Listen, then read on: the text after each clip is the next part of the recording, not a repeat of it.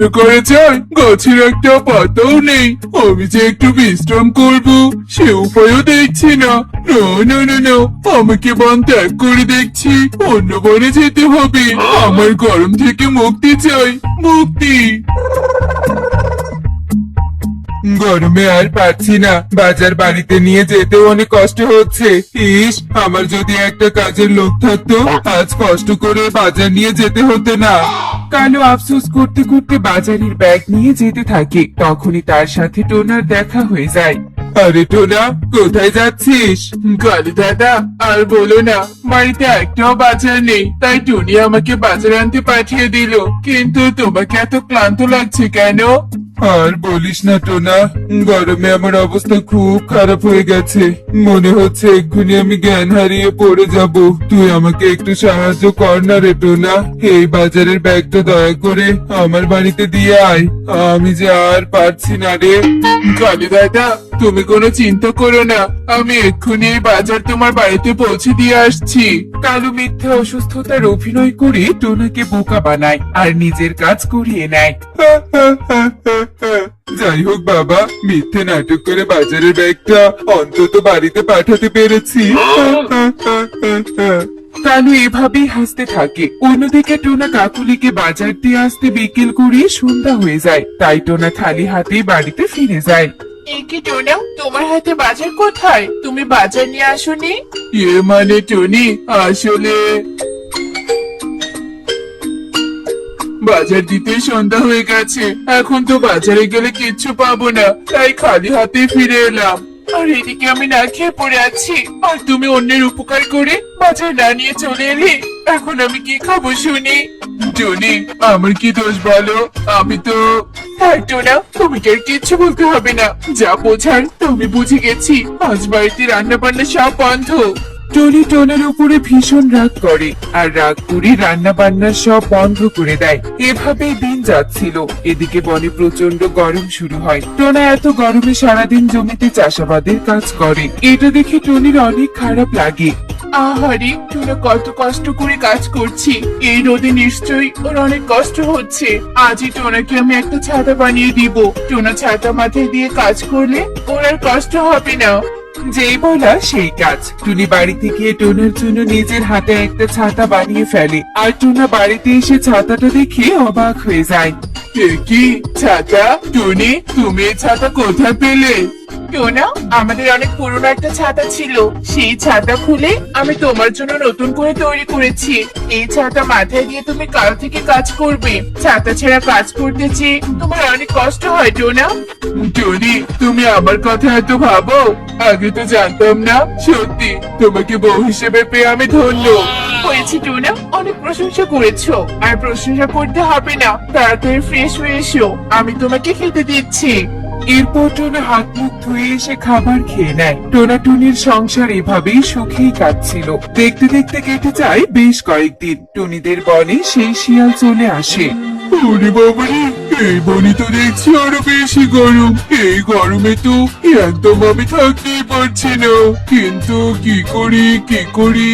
ওই তো কালো পাখি এদিকে আসছে। এই কালো পাখিকে ভয় দেখে গরম থেকে বাঁচতে হবে। এরপর শিয়াল কালুর সামনে চলে যায়। আর আচমকা শিয়ালকে দেখে কালু ভয় পেয়ে যায় আর থরথর করে কাঁপতে থাকে।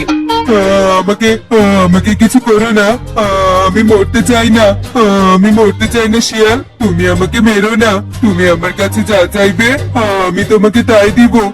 তবুও তুমি আমাকে মেরো না। ওরে ওরে, এ তো দেখছি মেঘনা চাইতেই চল। এই কালো পাখি তো আমাকে দেখে ভয় পেয়ে গেছে। শিয়াল, এই সুযোগ তোর কাজে লাগাতে হবে। আচ্ছা ঠিক আছে, তোকে আমি কিচ্ছু করবো না, তবে আমি তোকে যা বলবো তাই কিন্তু করতে হবে।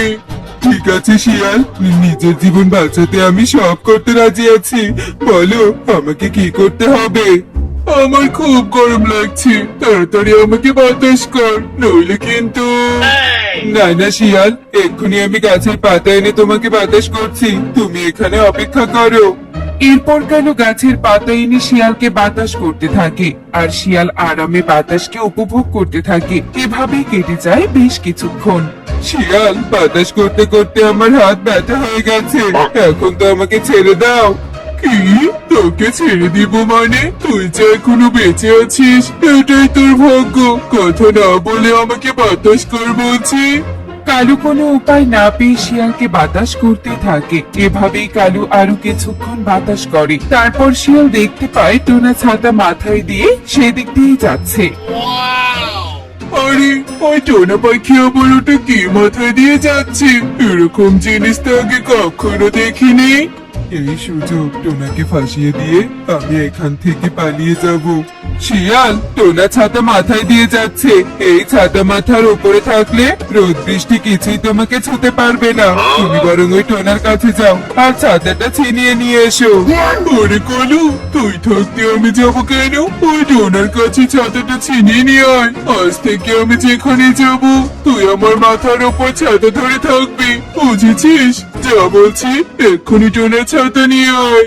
শিয়ালের কথা শুনে কালুর মুখটা মলিন হয়ে যায় আর টোনার কাছে চলে যায় ছাতা আনতে। এ কি কালু দাদা, তুমি এভাবে কাঁদছো কেন? টোনা, রোদে থাকতে থাকতে আমার মাথার সমস্যা হয়ে গেছে। এখন যদি এই রোদে হেঁটে যাই তাহলে বুঝি আমি মরেই যাব। তোর ছাতাটা আমাকে একটু ধার দে না রে, কাল সকালেই দিয়ে দিব।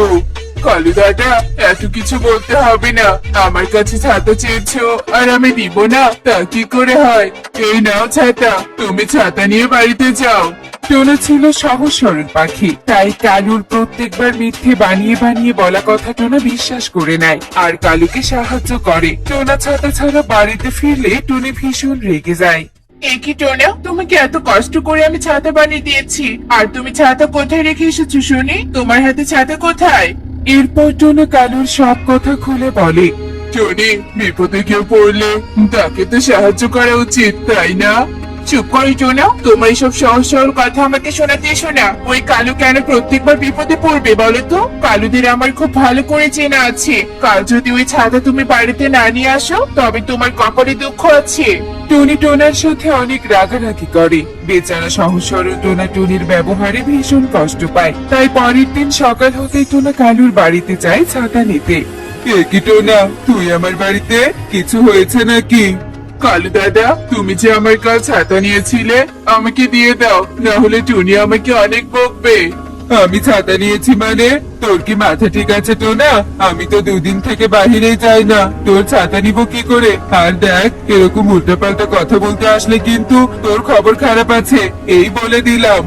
কালু অস্বীকার করে টোনাকে তাড়িয়ে দেয় আর টোনা মন খারাপ করে টুনিকে গিয়ে সব কথা খুলে বলে। দেখেছো টোনা, ওই কালু কত খারাপ। আমি জানতাম এরকম কিছু একটাই হবে। তুমি তো সহজ সরল, তাই সকলকে বিশ্বাস করে নাও, কিন্তু ক্ষতিটা তো আমাদেরই হয় বলো। আমাদের উপকারী ছাতাটা হারিয়ে গেল। টনি এভাবেই দুঃখ প্রকাশ করছিল। অন্যদিকে কালু শিয়ালের কথায় বনের সবার বাড়ির খাবার চুরি করে শিয়ালকে খেতে দিতে থাকে আর শিয়াল তার গুহায় আরাম আয়েসে দিন কাটাতে থাকে। ও কালু, তুই যে এত ভালো ভালো খাবার কোথায় পাস? খেয়ে মুখ আমার জুড়িয়ে যাচ্ছে। এত মজার খাবার আমি আগে কখনো খাইনি। শিয়াল, আমি তো তোমার অনেক উপকার করেছি, এবার দয়া করে আমাকে মুক্তি দাও। আমি যতদিন বেঁচে আছি তোর মুক্তি নেই। তুই আমাকে রোজ রোজ খাবার এনে দিবি, গরমে বাতাস করবি, আর বাইরে গেলে মাথার উপর ছাতা ধরবি। টোনার ছাতাটা বড্ড উপকারী, একদম রোদ বৃষ্টি গায়ে লাগে না। শিয়াল এভাবেই হাসতে থাকে। অন্যদিকে কালু নিজের জীবন বাঁচাতে বনের সবার ক্ষতি করতে থাকে। একদিন বনের সবাই একত্রিত হয়ে কান্না করছিল। হায় হায় হায় রে, আমাদের বাড়ি থেকে রোজ রোজ খাবার ওটাও হচ্ছে কি করে? তবে কি বনে ভূতের আবির্ভাব হয়েছে? এবার আমাদের কে হবে? সুখী দিদি, বিপদে আমাদের দিশেহারা হওয়া যাবে না। আজ রাত দিন 24 ঘন্টা আমাদের পাহারা দিতে হবে, আর আসল রহস্য খুঁজে বের করতেই হবে। এরপর টনির কথা মতো বনের পাখিরা রাত দিন 24 ঘন্টা পাহারা দিতে থাকে আর যখনই কালু খাবার চুরি করতে আসে তখনই তাকে হাতে নাতে ধরে ফেলে। আমাকে ছেড়ে দাও, আমার কোনো দোষ নেই। শিয়ালের হাত থেকে বাঁচতে আমি টোনার উপকারী ছাতা নিয়ে বনের খাবারে চুরি করেছি, আমাকে তোমরা ক্ষমা করে দাও। কালু দাদা, বুঝলাম তুমি নিজের জীবন বাঁচাতে অন্যায় কাজ করেছো, কিন্তু তোমার কারণে আমাদের অনেক ক্ষতি হয়ে গেছে। নিজের কারণে অন্যের ক্ষতি করা একদম ঠিক নয়। তুমি আমাদের প্রতিবেশী, তাই তোমাকে রক্ষা করা আমাদের দায়িত্ব। তুমি চিন্তা করো না, ওই শিয়ালকে আমরা উচিত শিক্ষা দিব, কিন্তু মনে রেখো, এরকম ভুল আর কখনো করলে আমরা তোমাকে ক্ষমা করব না। এরপর বনের সব পাখিরা মিলে শিয়ালের শাস্তি স্বরূপ শিয়ালকে বেঁধে গাছে ঝুলিয়ে রাখে। আমাকে কিচ্ছু করো না, আমাকে ছেড়ে দাও, আমি আর কখনো তোমার ক্ষতি করব না, আমি ক্ষমা চাচ্ছি। বনের সবাই শিয়ালকে ক্ষমা না করে সেখান থেকে চলে যায়। তো বন্ধুরা, অন্যায়ের শাস্তি একদিন না একদিন পেতেই হবে। অন্যায় করে কখনোই পার পাওয়া যায় না। এমনই সব মজার মজার শিক্ষণীয় টুনি পাখির গল্প দেখতে আমাদের সাথেই থেকো। আর গল্পটি কেমন হয়েছে তা কমেন্টে জানাতে ভুলো না।